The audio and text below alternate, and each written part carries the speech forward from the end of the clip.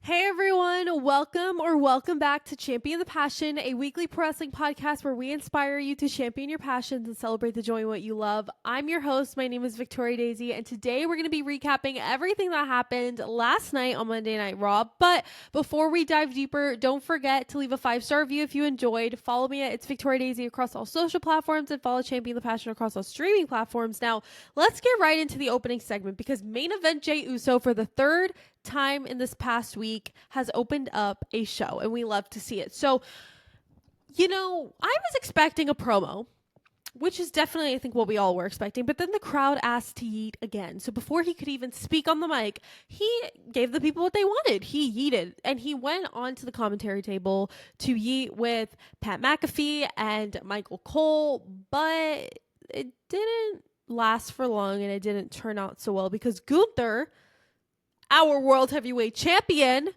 attacked him from behind. And he was being brutal. It wasn't just a hit to the back and that was it. I mean, he was beating the crap out of him. And so he basically made his decision for him in terms of facing him at WrestleMania. They brawled it out and Gunther was just going off. Then, finally, they get back into the ring. They keep fighting, whatever. Gunther gets out of the ring, and Jey picks up the microphone, and he says, and quote, "Maybe I shouldn't say this, but me and you at WrestleMania." So basically, Jey announces that he will be facing Gunther at WrestleMania 41 for the WWE World Heavyweight Championship. He made his decision literally a weekend and a half ago. He just won the Royal Rumble, and now he is off to WrestleMania, officially has a match set in place, and this means that whoever wins the men's elimination chamber will be going after Cody Rhodes. Now that is a whole different topic for a whole different time that is not right now. There's a lot that goes into elimination chamber. We will talk about that later and in another episode because it is just a lot. But I want you guys to let me know if you're watching this on YouTube, comment in the comment section. If you're on Spotify, the comment box. And if you're listening on Apple Music, you can just let me know on social media. Let me know your thoughts on if you think Jey should have picked Cody over Gunther, or if you're happy with him picking Gunther. 2, was it too soon? Because I personally think that Jey did this at the perfect time because you know what? Elimination Chamber is in 2 weeks. Okay? It's in 2 weeks. And right now we are building up to that match. And whoever wins that match will be facing Cody at Mania. And they should have their own moment. They should have their own little thingamabob with Cody, if you will. So I love that Jey announced it soon. Also, it's not like it's this big surprise. Obviously, they've been going back and forth. They've had this building storyline for a while. So it's not like it's out of the blue. And it was just a matter of when and a matter of time. And I'm so glad that he chose last night to announce that. I don't think it was that hard of a decision for him.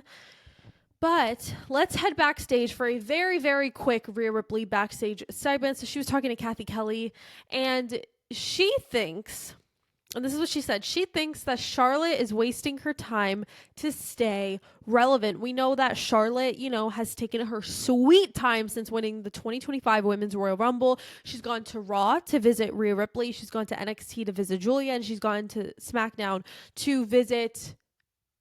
Hello? Who's the champion? Oh, Tiffany Stratton. I was like, wait, my mind is blanking. I must have Nia Jax. I was like, no, not that time. But she has a semi-point. I mean, you guys know that I'm not the biggest Charlotte Flair fan, so I obviously had to back up Rhea on that one.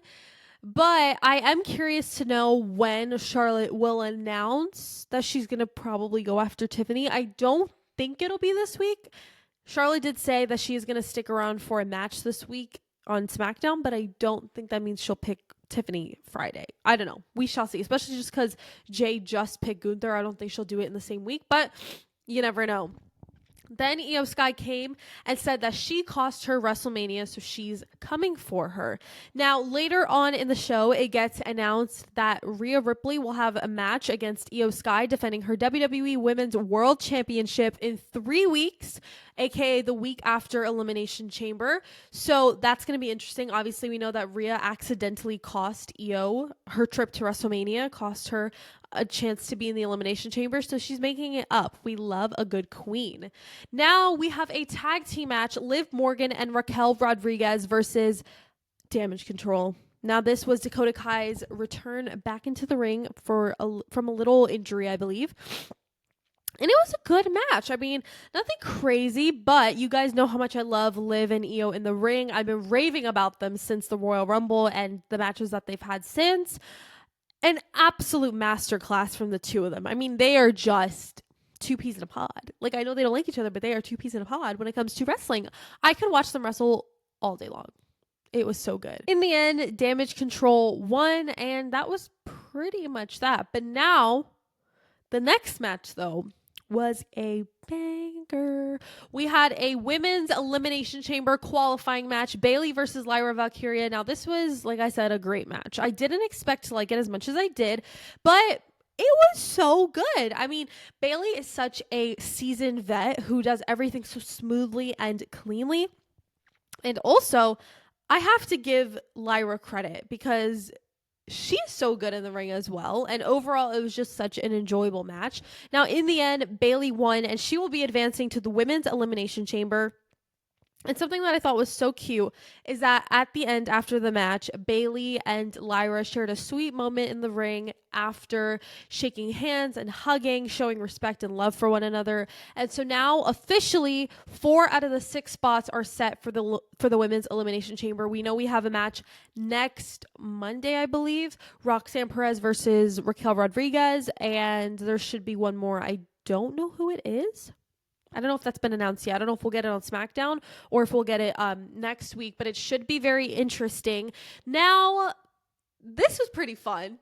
We had an AJ Styles segment. He cut a promo, and it's so good to have him back. It is so good to have him back on the Raw brand. So he came out to probably a crowd reception I don't think he was expecting. The crowd was loudly chanting AJ Styles to the point where he couldn't even talk. He almost looked a little emotional, to be honest. He was thanking the crowd for being just so kind, and he was just grateful all around. He said that he had major deja vu being in Nashville, which is where Raw was last night, because it was his stomping grounds. He talks about getting injured 4 months ago and how that was supposed to be a career-ending injury. He said that the night that he got injured, he thought that that was the end of his career, but he woke up the next morning and realized there was gas still in the tank and that he had something to prove, which I think is so inspiring. He said he's proud to say that he's back and that he has a long to-do list, which I'm very excited to start checking boxes. Hello. Then, out of everyone that could have come out, I mean, if you've been watching wrestling long enough, then you already knew someone was about to come out, and I was just waiting. I was like, okay, who's coming? Dominic Mysterio interrupts. Interesting choice. Of course, the crowd starts booing extremely loud because when do they not? He could barely speak, but the crowd got fed up eventually with Dominic that they just very loudly started chanting AJ Styles again. Dominic was trying to say that the Judgment Day runs Raw, but clearly not, because the crowd reception was garbage. AJ was getting a kick out of this major heat that Dominic was getting, and then AJ clocked. And I mean clocked Dominic, okay? He said, yes, things have changed because I don't see Damian, Rhea, or Finn.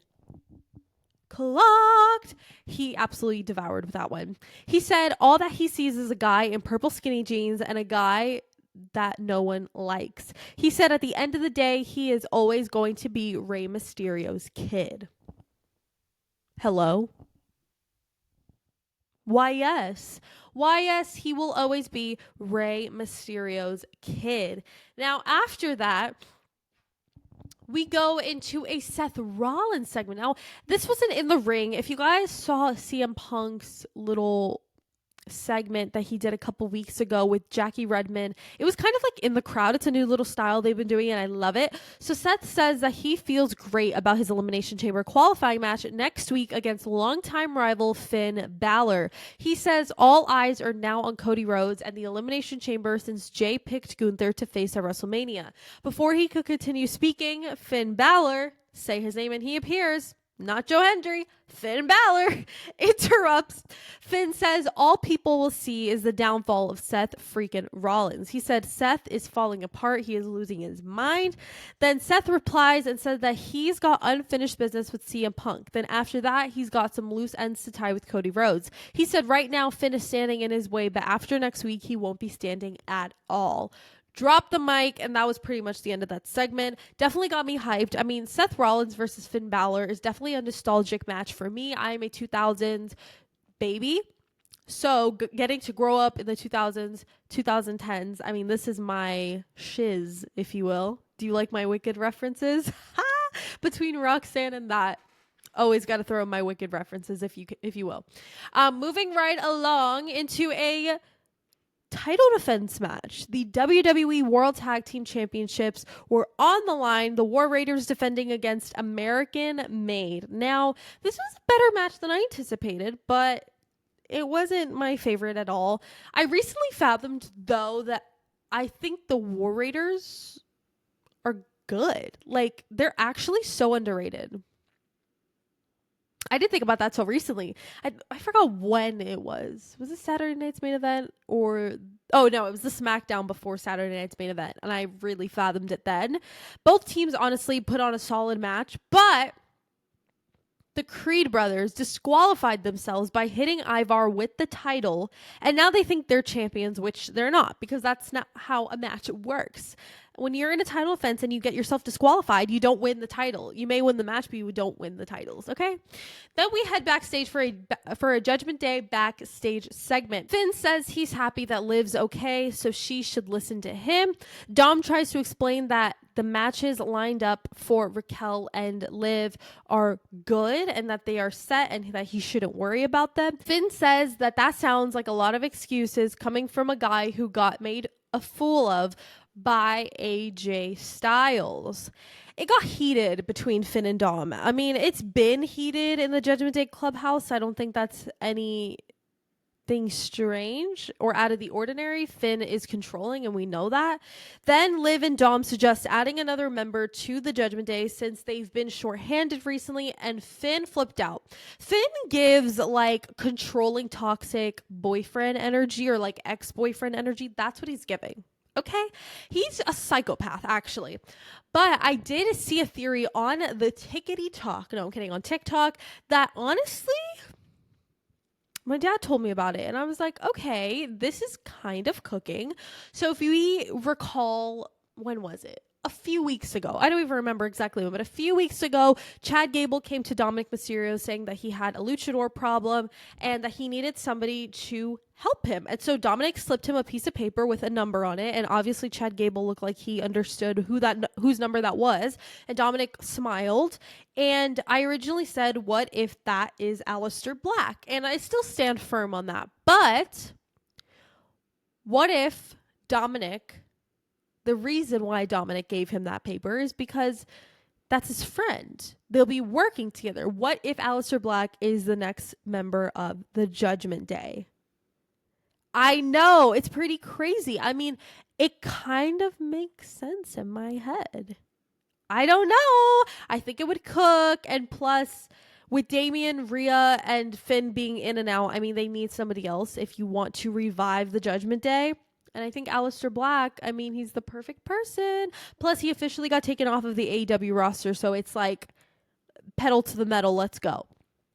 Then we go into a CM Punk segment.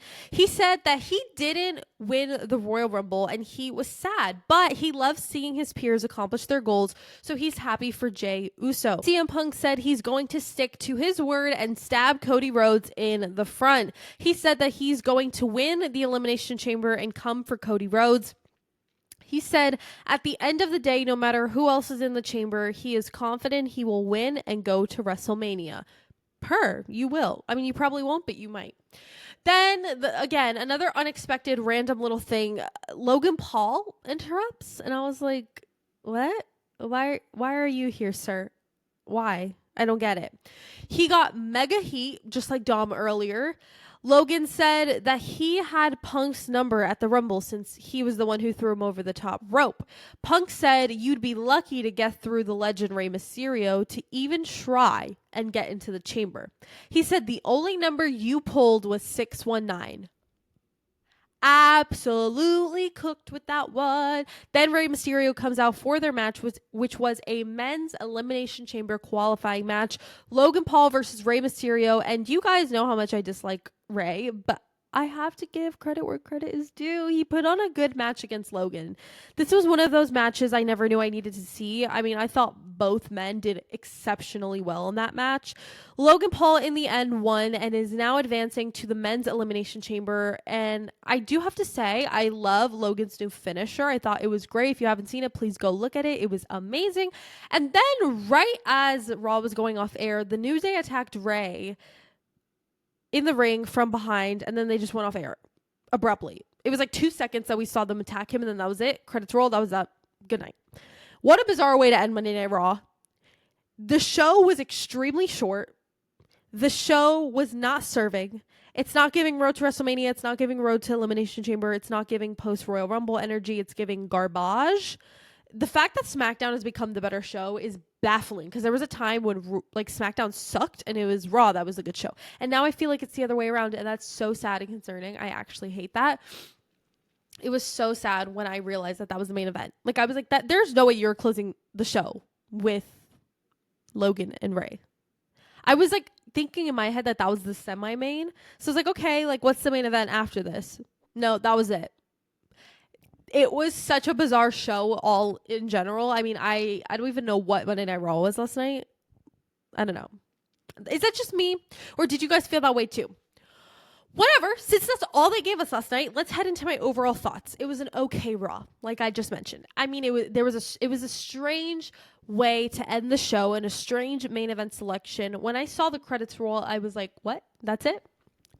I don't get it, but whatever, it is what it is. My match of the night was Bayley versus Lyra Valkyria. I thought the match was incredibly clean and smooth, and it was just so entertaining. My segment of the night was Jey Uso, of course. Most, if not all, the segments last night were mid, if I'm being honest, even the Jey Uso one. But out of all of them, I would say this was the only remotely good one. And it's nothing towards Jay at all. It's just I wasn't a fan of how short it was. If you're going to have Jay open the show, why is it going to be 5 seconds long? Like, actually didn't make sense. But I am intrigued that we got an answer from Jay so fast. Like, man's literally just won the Rumble last week and already made up his mind. But to his defense, like, the things escalated very quickly between him and Gunther. So whatever, it is what it is. Overall, I'd probably rate the show a 6 out of 10. This is probably my least favorite Raw of the year so far, and we are like a month and a half in. And it sucks because I never want there to be a bad show. I never want to not like a show, but I did not like the show that much. Like, I'm being honest. Like, we can be honest here, right? Like, I didn't like the show that much, and it sucked. There was okay, let me go through everything. Okay, we're just gonna go one by one and say if I liked it or not, and then I guess that'll determine my final outcome. Okay, Jey Uso segment, mid. Damage Control versus Liv and Raquel, I did like that. Bayley versus Lyra, obviously liked. I liked AJ's segment. Wasn't crazy about Seth's. Wasn't crazy about War Raiders versus American Made. Wasn't crazy about Judgment Day. Wasn't crazy about CM Punk's segment. And Logan and Rey it was okay. Like, it was good, but like, it wasn't great, you know? So it was kind of just like a bit of a wacky show. I thought the layout was very strange. I don't know. Is it just me? Or does everyone else feel that way too? I saw some people complaining about it on Twitter, so I was like, okay, I'm not the only one, but I just like wasn't sure. But whatever, it is what it is. We've got NXT tonight, so I know we'll be fed very nicely tonight, and I will have a full happy tummy. But thank you guys so much for watching and listening to this episode of Championing the Passion. If you enjoyed it, make sure to leave a 5-star review if you enjoyed. And also, if you are watching, yes, we are going to take care of the wall behind me. It is naked, it's gross, but it is okay. It's going to be cute. And if you don't watch and you just listen on Spotify and Apple, well then, you know what? Your eyes are being saved from a blank wall that is behind me. But we are going to decorate it. And if you follow me on social media, which you can follow me, it's Victoria Daisy across all social platforms, then you will keep up with all of that jazz. You can also follow Champion the Passion across all streaming platforms. Don't And I mean, don't forget to champion your passions and celebrate the joy in what you love. I'm feeling a little silly goofy if you can't tell. I've been struggling with allergies all day, so I am cuckoo and I am hungry. Anyways, this is probably one of the realest episodes you've got so far, but whatever. I love you guys so much. I cannot believe I am this cuckoo at 1:30 p.m. right now. It's okay. I will see you guys tomorrow for NXT. Bye.